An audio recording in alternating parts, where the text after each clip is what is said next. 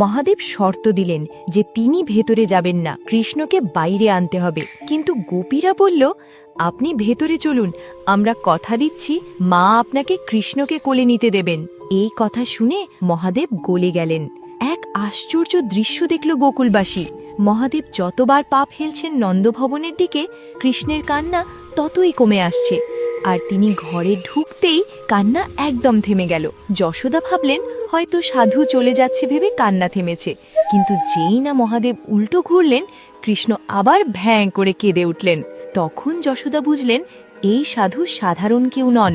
তিনি বললেন, বাবা, তুমিই আমার ছেলের নজর নামিয়ে দাও।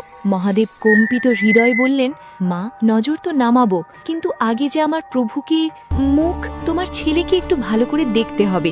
যশোদা ভয়ে ভয়ে কৃষ্ণকে দোলনায় শুইয়ে দিলেন।